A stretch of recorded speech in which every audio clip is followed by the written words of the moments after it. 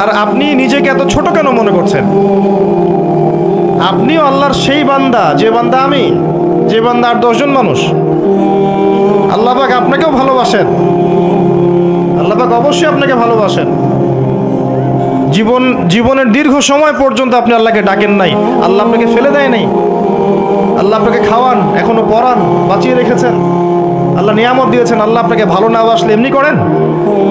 আল্লাহ পাক অপেক্ষা করছেন কবে খালি আপনি আসবেন আল্লাহর কাছে, এসে বলবেন আস্তাগফিরুল্লাহ ওয়া আতুবু ইলাইহি। আল্লাহ পাক অপেক্ষা করে বসে আছেন আপনার জন্য। আপনি কোথায় যাচ্ছেন? ফাআইনা তাযহাবুন। আল্লাহ পাক বলেছেন ফাআইনা তাযহাবুন, কোথায় যাচ্ছ তোমরা? কোথায় যাচ্ছেন?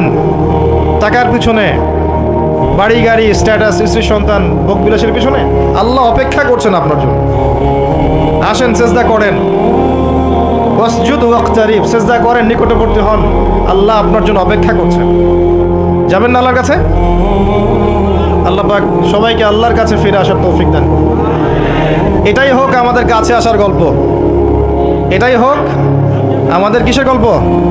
কাছে আসার গল্প। আমাদের জেনার গল্প দরকার নাই।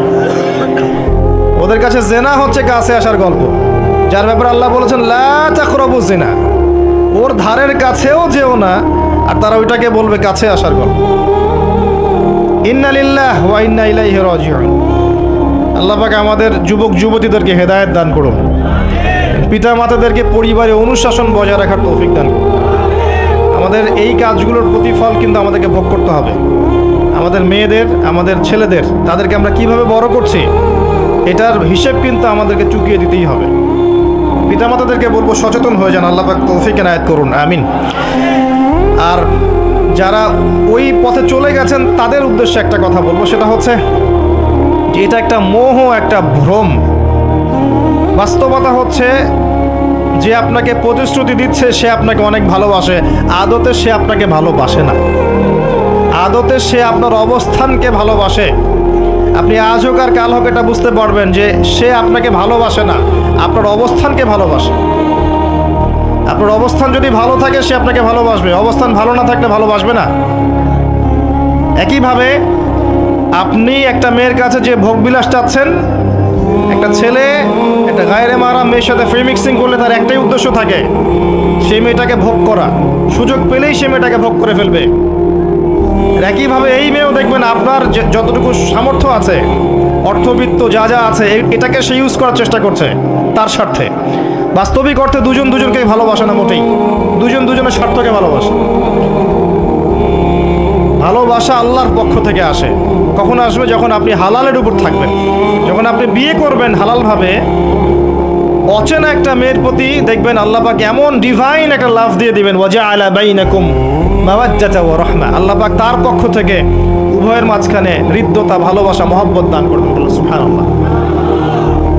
এটা ডিভাইন, আল্লাহর পক্ষ থেকে আসবে, ঐশ্বরিক। আর বাকিটা হচ্ছে পৈশাচিক, শয়তানি, প্রবৃত্তির দাসত্ব, ভোগবাদী। এগুলো খেয়াল রাখবেন। এতে করে যা হবে, আপনি একবার আপনার ইজ্জত হারায় ফেললে কখনো ফিরে পাবেন না। অদ্ভুত বিষয়, মানে এই বিষয়গুলোকে আমরা কিছু মনেই করি না এখন।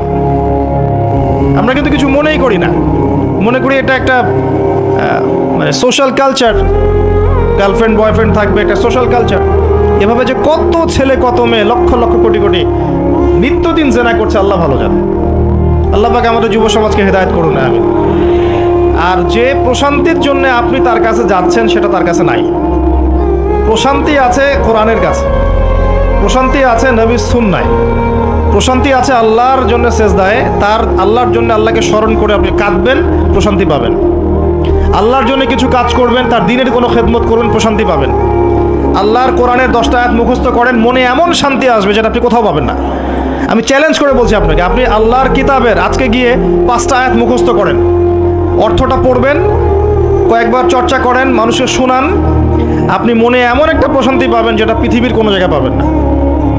এখানে প্রশান্তি এত এত বেশি মাত্রায় আসবে, যার খবর যদি ওই পশ্চিমারা জানতো তাহলে আমার কলিজা বোম মেরে উড়িয়ে দিত। কথা বুঝতে পারেন নাই? আল্লাহর পথে চললে যে প্রশান্তিটা পাওয়া যায়, এর খবর যদি ইসলামের শত্রুরা জানতো তাহলে মুসলিমদের কলিজায় পারমাণবিক বোমা মারত। তারা জানে না কি প্রশান্তি এখানে পাওয়া যায়। আপনি যে প্রশান্তির জন্য এখানে যাচ্ছেন এটা ওখানে নাই। কোরআনের কাছে আছে, সেজদায় আছে, নামাজে আছে, তাহাজ্জুদে আছে, আল্লাহর জিকিরে আছে। আর নেককার স্ত্রীর কাছে আপনি প্রশান্তি পাবেন। এটা আল্লাহ আপনাকে গিফট দিয়েছেন। আদম আলাইহিস সালামকে আল্লাহ পাক দিয়েছেন না? তার একাকী বোধ হচ্ছিল জান্নাতে, আল্লাহ পাক সঙ্গিনী সৃষ্টি করেছেন। এখানে আপনি প্রশান্তি পাবেন, বাকিগুলো প্রশান্তির উৎস নয়। পরে দেখা যাবে ওখানে ছাকা খেয়েছে, খেয়ে তারপরে মাদক সেবন করবে, তারপরে মিউজিকের কাছে যাবে, তারপরে দেখবেন যে পতিতালয়ে যাচ্ছে, তারপরে হয়তো গুন্ডামি করবে, জীবনটা উচ্ছৃঙ্খল হয়ে গেল। কেউ কেউ আত্মহত্যাও করবে, কারণ হচ্ছে ওই যে শুরুতে একটা মেয়ের সাথে প্রেম করে ছাকা খেয়েছে, ওখানে প্রশান্তি খুঁজেছে, শয়তান এদেরকে নিয়ে খেলেছে, এক পর্যায়ে দুজনের জীবন নষ্ট করে ফেলে দিল। আদতে কি হলো, মুসলিম উম্মাহ থেকে 2টা নক্ষত্র ঝরে গেল। হয়তো ওই যুবককে দিয়ে দিনের কোনো খেদমত হতো, এখন আর হলো না। হয়তো ওই যুবক তার যৌবনকালটা ইবাদত করে কাটাতে পারতো, আরও সে ছায়া পেত, আর পেল না। শয়তান সাকসিড, শয়তান জিতে গেল। এই হচ্ছে বাস্তবতা। বাস্তবতা বোঝেন, আল্লাহর কাছে ফিরে আসেন, আল্লাহ আপনার অপেক্ষা করছেন। আসবেন না আল্লাহর কাছে? এটাই হোক আল্লাহর কাছে আমাদের কাছে আসার গল্প। আল্লাহ পাক আমাদেরকে তৌফিক দান করুন, আল্লাহুম্মা আমিন। নামাজটা ছাড়েন না, যত পাপ করছেন করেন, আমি বলি নামাজ ছাড়েন না।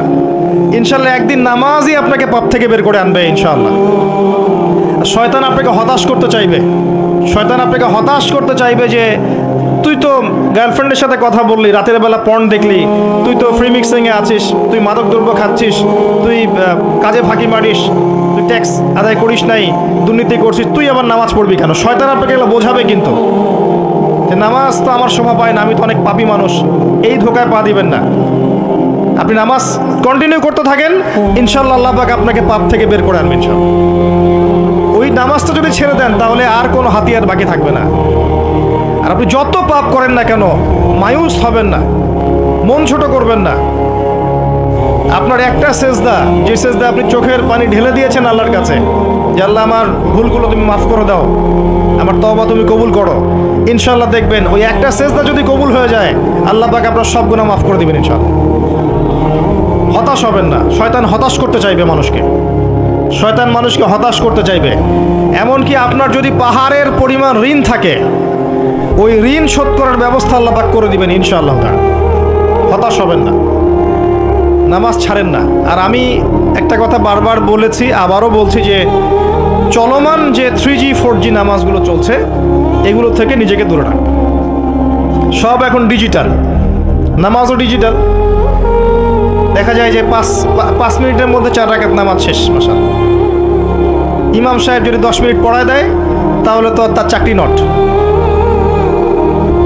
বোঝেন না? এত তারা, আমার সময় নাই, আমরা ব্যস্ত মানুষ, এত সময় লাগে নামাজ পড়তে? ইমাম সাহেবকে বলছে,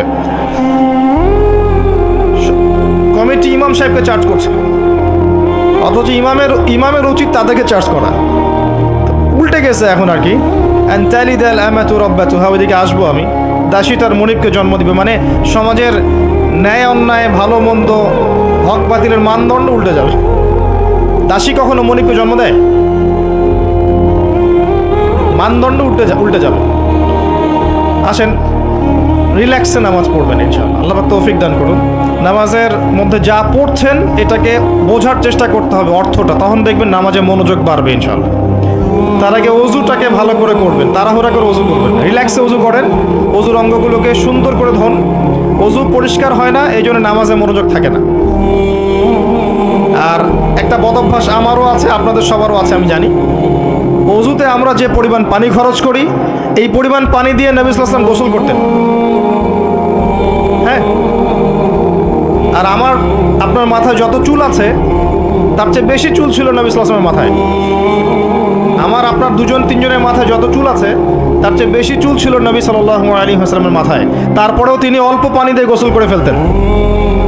আর আমাদের দেখবেন জারিমানের জোর যত বেশি, তার ট্যাপের স্পিড তত বেশি। মসজিদে যাবেন, দেখবেন জোরে ট্যাপ ছেড়ে দিয়েছে, অজু করতেছে।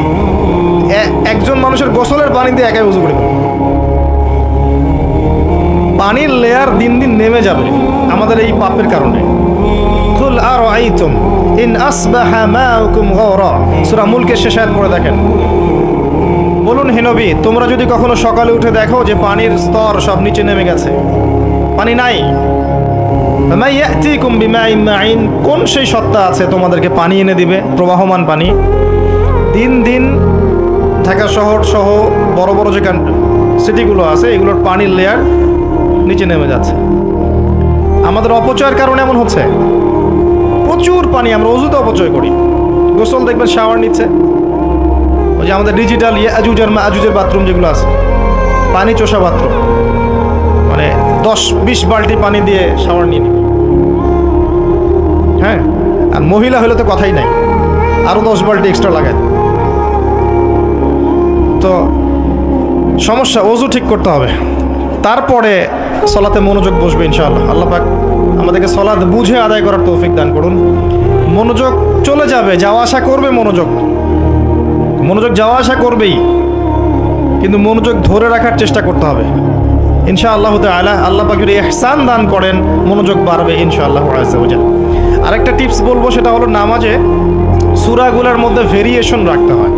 যেমন প্রতিদিন যদি আপনি একই রকম সূরা পড়েন, আমি নিজেও দেখেছি যে আপনি প্রত্যেক ওয়াক্তেই যদি একই সূরা দিয়ে নামাজ পড়ে থাকেন, দেখবেন মনোযোগটা তুলনামূলক কম পাচ্ছেন। তো এক এক রাকাতে যদি আপনি ভেরিয়েশন নিয়ে আসেন, সূরার মধ্যে ভেরিয়েশন বোঝেন তো, বৈচিত্র্য নিয়ে আসেন, আপনি দেখবেন মনোযোগ বাড়বে। খেয়াল করে দেখেন। এবং তাসবিহ তাহলিল যেগুলো করছেন এগুলোর অর্থটার দিকে যদি ফোকাস করেন, মনোযোগ কিছুটা হলেও বাড়বে। আরেকটা কাজ করলে মনোযোগ বাড়বে, প্রত্যেক সেজদায় দোয়া করতে পারলে। সেজদা করছেন, শুধু সুবহান রাব্বিয়াল আ'লা এতটুকু বলে উঠে যাবেন না, কমপক্ষে একটা দুটো দোয়া করেন, সেজদায়। কারণ সেজদায় সবচেয়ে বেশি দোয়া কবুল হয়। আল্লাহ রাসূল সাল্লাল্লাহু আলাইহি ওয়াসাল্লাম বলেছেন, বান্দা সেজদায় আল্লাহর যত কাছে থাকে অন্য কোনোভাবে বান্দা এত কাছে আসতে পারবে না। এবং এখানে তোমরা বেশি বেশি দোয়া করো, নবী সাল্লাল্লাহু আলাইহি ওয়াসাল্লাম বেশি বেশি দোয়া করতে বলেছেন। দোয়ার জন্যে হুজুর ডেকে এত খাওয়ানোর দরকার নাই, নিজে দোয়া করা শেখেন, নিজের বাবার জন্যে, মায়ের জন্যে, আপনার আত্মীয় স্বজনের জন্য, আপনার নিজের জন্যে, আপনার স্ত্রী সন্তানের জন্যে, সমাজের জন্যে, উম্মার জন্য, দেশের জন্য আপনি দোয়া করতে শেখেন। আপনার একটা প্রয়োজন, এই প্রয়োজনটাকে আমি বুঝতে পারবো, ওই আবেগটা কি আমার আসবে? আপনার যেটা প্রয়োজন, আপনার আবেগ আপনার আসবে। আপনার সন্তান অসুস্থ, আমি কি বুঝবো সেই ফিলিংসটা কেমন? আপনি বুঝবেন সেই ফিলিংসটা কেমন। অতএব নিজে আল্লাহর সাথে সম্পর্ক করেন। আর আপনি নিজেকে এত ছোট কেন মনে করছেন? আপনিও আল্লাহর সেই বান্দা, যে বান্দা আমি, যে বান্দা আর 10 জন মানুষ। আল্লাহ পাক আপনাকেও ভালোবাসেন, আল্লাহ পাক অবশ্যই আপনাকে ভালোবাসেন। জীবনের দীর্ঘ সময় পর্যন্ত আপনি আল্লাহকে ডাকেন নাই, আল্লাহ আপনাকে ফেলে দেয় নাই। আল্লাহ আপনাকে খাওয়ান, এখনো পরান, বাঁচিয়ে রেখেছেন, আল্লাহ নিয়ামত দিয়েছেন। আল্লাহ আপনাকে ভালো না বাসলে এমনি করেন? আল্লাহ পাক অপেক্ষা করছেন কবে খালি আপনি আসবেন আল্লাহর কাছে, এসে বলবেন আস্তাগফিরুল্লাহ ওয়া আতুবু ইলাইহি। আল্লাহ পাক অপেক্ষা করে বসে আছেন আপনার জন্য। আপনি কোথায় যাচ্ছেন? ফাআইনা তাযহাবুন। আল্লাহ পাক বলেছেন ফাআইনা তাযহাবুন, কোথায় যাচ্ছ তোমরা? কোথায় যাচ্ছেন? টাকার পিছনে, বাড়ি গাড়ি, স্ট্যাটাস, স্ত্রী সন্তান, ভোগবিলাসের পিছনে? আল্লাহ অপেক্ষা করছেন আপনার জন্য। আসেন, সেজদা করেন, ওয়াসজুদ ওয়াকতারিব, সেজদা করেন, নিকটবর্তী হন। আল্লাহ আপনার জন্য অপেক্ষা করছেন। যাবেন না আল্লাহর কাছে? আল্লাহ পাক সবাইকে আল্লাহর কাছে ফিরে আসার তৌফিক দান করুন। এটাই হোক আমাদের কাছে আসার গল্প, এটাই হোক আমাদের কিসের গল্প? কাছে আসার গল্প। আমাদের জেনার গল্প দরকার নাই। ওদের কাছে জেনা হচ্ছে কাছে আসার গল্প, যার ব্যাপারে আল্লাহ বলেছেন লা তাকরাবু জিনা, ওর ধারের কাছেও যেও না, আর তারা ওইটাকে বলবে কাছে আসার গল্প। ইন্না লিল্লাহি ওয়া ইন্না ইলাইহি রাজিউন। আল্লাহ পাক আমাদের যুবক যুবতীদেরকে হেদায়েত দান করুন, পিতা মাতাদেরকে পরিবারে অনুশাসন বজায় রাখার তৌফিক দান করুন। আমাদের এই কাজগুলোর প্রতিফল কিন্তু আমাদেরকে ভোগ করতে হবে। আমাদের মেয়েদের, আমাদের ছেলেদের, তাদেরকে আমরা কিভাবে বড় করছি এটার হিসেব কিন্তু আমাদেরকে চুকিয়ে দিতেই হবে। পিতামাতাদেরকে বলবো সচেতন হয়ে যান। আল্লাহ পাক তৌফিক এনায়েত করুন, আমিন। আর যারা ওই পথে চলে গেছেন তাদের উদ্দেশ্যে একটা কথা বলবো, সেটা হচ্ছে যে এটা একটা মোহ, একটা ভ্রম। বাস্তবতা হচ্ছে যে আপনাকে প্রতিশ্রুতি দিচ্ছে সে আপনাকে অনেক ভালোবাসে, আদতে সে আপনাকে ভালোবাসে না। আদতে সে আপনার অবস্থানকে ভালোবাসে। আপনি আজ হোক আর কাল হোক এটা বুঝতে পারবেন যে সে আপনাকে ভালোবাসে না, আপনার অবস্থানকে ভালোবাসে। আপনার অবস্থান যদি ভালো থাকে সে আপনাকে ভালোবাসবে, অবস্থান ভালো না থাকলে ভালোবাসবে না। একইভাবে আপনি একটা মেয়ের কাছে যে ভোগবিলাস চাচ্ছেন, একটা ছেলে একটা গায়রে মাহরাম মেয়ের সাথে ফ্রি মিক্সিং করলে তার একটাই উদ্দেশ্য থাকে, সেই মেয়েটাকে ভোগ করা, সুযোগ পেলেই সে মেয়েটাকে ভোগ করে ফেলবে। আর একইভাবে এই মেয়েও দেখবেন আপনার যতটুকু সামর্থ্য আছে, অর্থবিত্ত যা যা আছে, এটাকে সে ইউজ করার চেষ্টা করছে তার স্বার্থে। বাস্তবিক অর্থে দুজন দুজনকে ভালোবাসে না মোটেই, দুজন দুজনের স্বার্থকে ভালোবাসে। ভালোবাসা আল্লাহর পক্ষ থেকে আসে। কখন আসবে? যখন আপনি হালালের উপর থাকবেন, যখন আপনি বিয়ে করবেন হালালভাবে। অচেনা একটা মেয়ের প্রতি দেখবেন আল্লাহ পাক এমন ডিভাইন একটা লাভ দিয়ে দিবেন, ওয়াজআলা বাইনাকুম মাওয়াজ্জাতা ওয়া রাহমা। আল্লাহ পাক তার পক্ষ থেকে উভয়ের মাঝখানে হৃদ্যতা, ভালোবাসা, মহব্বত দান করবেন। বলেন সুবহানাল্লাহ। এটা ডিভাইন, আল্লাহর পক্ষ থেকে আসবে, ঐশ্বরিক। আর বাকিটা হচ্ছে পৈশাচিক, শয়তানি, প্রবৃত্তির দাসত্ব, ভোগবাদী। এগুলো খেয়াল রাখবেন।